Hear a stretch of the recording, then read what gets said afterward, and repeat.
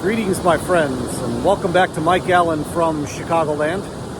Currently standing on the banks of the Rock River in Dixon, Illinois today. I ventured out of the Chicagoland metropolitan region to come and explore this town. I'm going to check out a few places in and around Dixon, so if you'll come and join me, let's get started. This here is Galena Avenue, which is part of the old Lincoln Highway. And this bridge connects the two sides of the river here in Dixon, Illinois.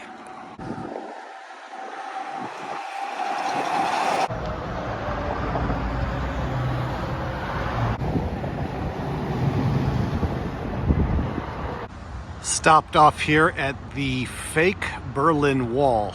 So Dixon is the boyhood hometown of former President Ronald Reagan. And when Dixon wasn't able to obtain a piece of the Berlin Wall, they had an artist just make one up out of thin air, complete with graffiti and everything.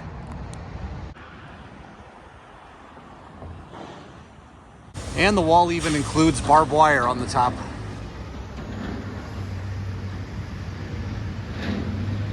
On the back side of the mural is an East German soldier trying to stop a resident of East Berlin from escaping into the West. Right next to the fake Berlin Wall is a sculpture called the Wings of Peace and Freedom, which was created by a Bulgarian immigrant who presented this to the city of Dixon in 1991 as part of a Sister Cities program.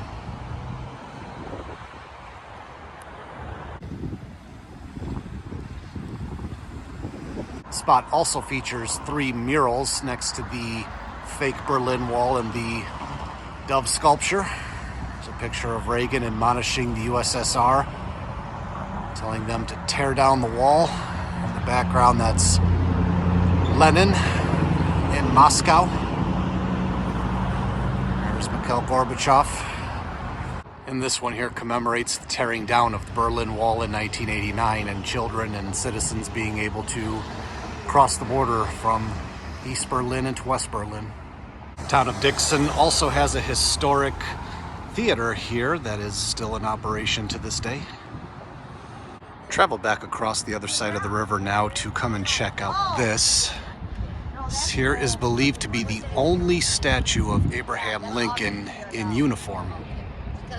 So this is a depiction of 23-year-old Abraham Lincoln in his military uniform during the Black Hawk War in 1832. He was stationed here in Dixon, Illinois at Fort Dixon, and this statue was erected in 1930 and presented to the town itself.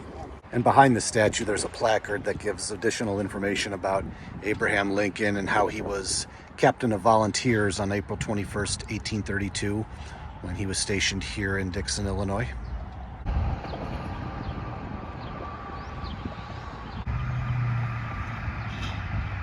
Stopped off here at Veterans Memorial Park off the old Lincoln Highway to check out some old military equipment, but also to honor the veterans of foreign wars who have fought for this country. Here's the Fallen Soldier Memorial and the battlefield cross of a rifle, boots, and helmet. This here's a Cobra helicopter nicknamed Judy in the Sky, and it does have a platform up here that allows you to go and get a closer look. So we'll do that right now. Looks like they got the pilot's helmet in there.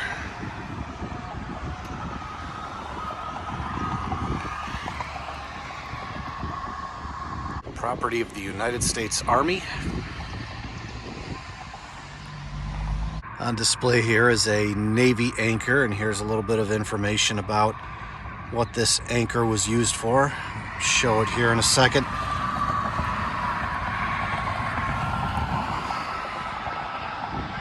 There's the tongs of the anchor, so to speak, the part that would dig into the earth and hold the ship in its place. Here's a howitzer artillery machine. Let's get a view from this angle here where somebody would be standing to fire this thing. This here's the M60 tank. Kind of reminds me of a lot of the tanks that you would see at Cantini Park in Wheaton, Illinois. I did a video on that a few years ago. And over there you could actually climb on the tanks and treat them like a jungle gym, but obviously don't want you doing that here. This is a awesome piece of machinery. According to the sign, this is an F-105D Thunder Chief. I don't know a lot about military planes. If my brother were here, he could probably give a little bit more information about things like these, but it's just so cool to actually be standing next to one of these things. Wish the camera could illustrate just how massive this piece of machinery is compared to the other items that are here in the park. This is by far the biggest. Even the torpedo this plane is carrying has got to be at least 15 to 20 feet, if not more. This aircraft is nicknamed Kay's Baby. And the park also has a dedication stone here to all men and women wounded in all our wars. This is the Kaiser Jeep M725, and it looks to be used as an ambulance back when this vehicle was in use. There's even a mannequin inside dressed as a medic. It features the symbol of the United States Army Medical Service and a red cross to show that this is a medic vehicle. Drove back into the more central part of town now to check out this. One more statue here in this video, and this one is of Ronald Reagan in a t-shirt riding on a horseback. So Ronald Reagan lived in Dixon from 1920 to 1933 and always looked upon Dixon as his hometown. And in 1950 he returned to take part in a festival called the Invention Summer Days, which is what it was called back in 1950. And this statue commemorates that time when he came back to Dixon. Yeah, Reagan's quite the strapping young lad in this statue. I remember him from his time as president when he was just a little bit older.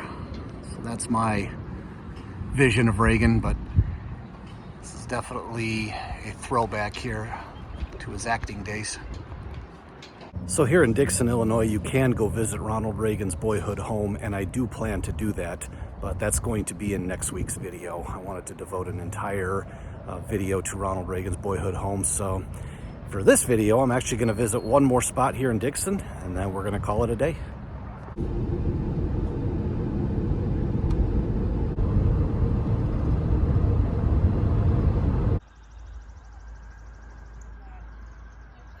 Ventured a little outside of Dixon now in the unincorporated town of Grand Detour, Illinois, to check out the place where John Deere invented the steel plow. So this is where it happened, where the John Deere company got started, made the first successful steel plow in 1837. And I said there wasn't going to be any more statues in this video, and I was mistaken. Can't forget Mr. John Deere here and this interpretation of him creating his first steel plow. And this here shows where all the rooms are on this property, but also the fact that Moline, Illinois is 75 miles away, which is where the John Deere headquarters is, and Rutland, Vermont, which is where John Deere is originally from, that is 992 miles away. This here was John Deere's home on the property, and they've got a marker right here to commemorate that fact, and that he had, in 1837, with a small shop in the rear of this lot, John Deere built the first successful steel plow. Also included in here is a sled and a John Deere wagon. Yeah, and this museum sits in a very unassuming neighborhood here, right in the middle of this small town. So happy though that it's been preserved, since this is such a key part of American and world history. This rock commemorates that the site here is a registered National Historic Landmark. Here's another view of John Deere's home. And his yard.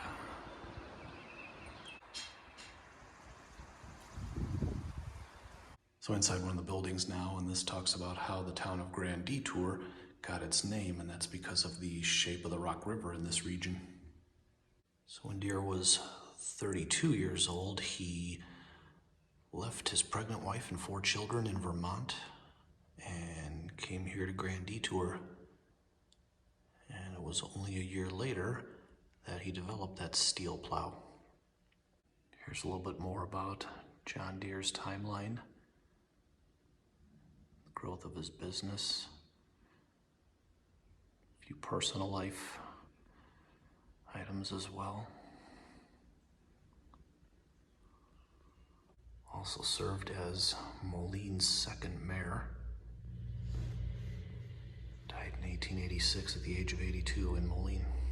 So the oldest surviving plow is in the Smithsonian in Washington, D.C., a place I'd love to visit someday, but they did craft this replica here. That's on full display.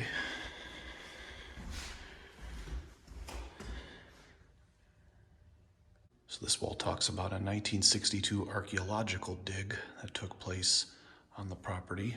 Researchers found where John Deere did much of his work and unearthed several of these artifacts. Parts to plows and other types of machinery.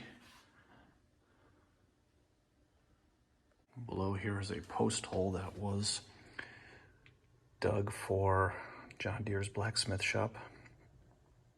And that whole archaeological dig that took place in 1962 was all preserved here inside this room.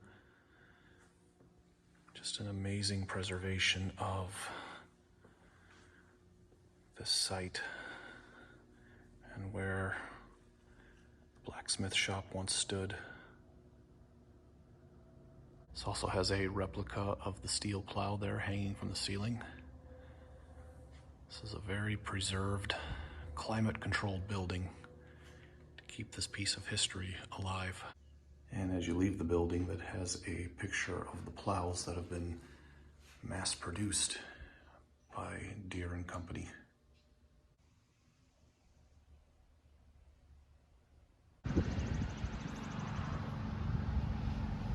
So that was a history-filled video here in Dixon, Illinois and Grand Detour.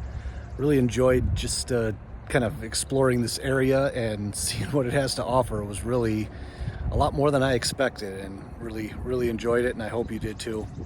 So anyways, if you wouldn't mind hitting that like and subscribe button, I would greatly appreciate it. There's other ways you can help me out in growing the channel. I'll put links down in the description below. I've also created a Mike Allen from Chicagoland Facebook page. I'll put that link down in the description as well.